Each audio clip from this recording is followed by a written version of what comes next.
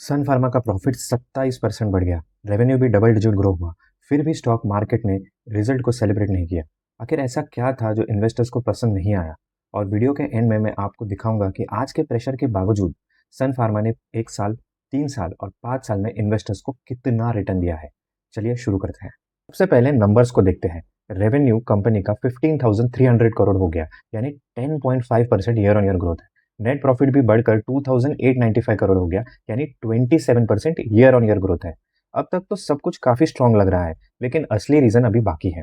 Market को expectation थी कि सन फार्मा का नेट प्रॉफिट लगभग 3,051 करोड़ आएगा, लेकिन एक्चुअल प्रॉफिट रहा 2,895 करोड़, यानी एस्टिमेट से लगभग 156 करोड़ कम। रेवेन्यू भी एनालिस्ट के एस्टिमेट से थोड़ा नीचे रहा। प्रॉब्लम यह है कि स्टॉक मार्केट सिर्फ ग्रोथ नहीं देखता, वो कंपेयर करता है कि कंपनी मार्केट की एक्सपेक्टेशन को बीट कर पाई या मिस कर गई। इसी वजह से स्टॉक पर प्रेशर देखने को मिला। लेकिन स्टॉक गिरने का ये अकेला रीजन नहीं है, इससे भी बड़ा रीजन है जो हम आगे देखेंगे। सबसे पहले देखते हैं, रिजल्ट्स में पॉजिटिव पॉइंट्स भी काफी स्ट्रांग थे।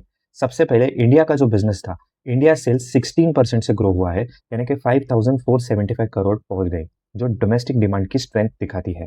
दूसरा पॉजिटिव था कि इनोवेटिव मेडिसिन, जो हाई मार्जिन इनोवेटिव मेडिसिन की सेल थी, वो 12.8% बढ़कर $351 मिलियन पहुंच गई।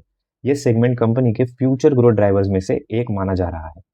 ये दो तो पॉजिटिव पॉइंट्स थे, लेकिन एक ही रीजन की वजह से स्टॉक नीचे गिर गया, और इसका रीजन था कि एक सेगमेंट में इन्वेस्टर्स को डिसअपॉइंटमेंट मिली, और वो थी यूएस जेनेरिक बिजनेस। पिछले साल के कंपैरिजन में 10% गिर गया। यूएस मार्केट में प्राइस कंपटीशन और प्राइसिंग प्रेशर अभी भी बना हुआ है, और इसी वीकनेस की वजह से ओवरऑल रिजल्ट्स मार्केट एक्सपेक्टेशन से पीछे रह गए। एक और हिडन इंपॉर्टेंट डिटेल, कंपनी ने ऑर्गेनॉन एक्विजिशन से रिलेटेड लगभग 200 करोड़ का वन टाइम चार्ज भी बुक किया। यह रेगुलर ऑपरेटिंग एक्सपेंस नहीं था, लेकिन रिपोर्टेड प्रॉफिट पर इसका इम्पैक्ट जरूर देखने को मिला। अब इंपॉर्टेंट पॉइंट है, मैनेजमेंट की कमेंट्री और आउटलुक क्या रही। मैनेजमेंट ने कहा है कि इंडिया बिजनेस की ग्रोथ मोमेंटम स्ट्रांग बनी हुई है, इनोवेटिव बिजनेस से भी आगे ग्रोथ की उम्मीद है। जेनेरिक मॉलिक्यूल सेमाग्लूटाइड को इंडिया, ब्राजील और साउथ अफ्रीका में अप्रूवल मिल चुकी है, यानी वहां से रेवेन्यू जनरेट होने के काफी चांसेस है। और ऑर्गेनॉन एक्विजिशन को अर्ली 2027 तक कंप्लीट करने का टारगेट है, जिससे कंपनी अपना ग्लोबल पोर्टफोलियो और स्ट्रांग बनाना चाहती है। यानी मैनेजमेंट का आउटलुक फिलहाल बहुत पॉजिटिव नजर आ रहा है। अब जैसे मैंने शुरुआत में कहा था, चलिए देखते हैं लॉन्ग टर्म इन्वेस्टर्स का एक्सपीरियंस कैसे रहा।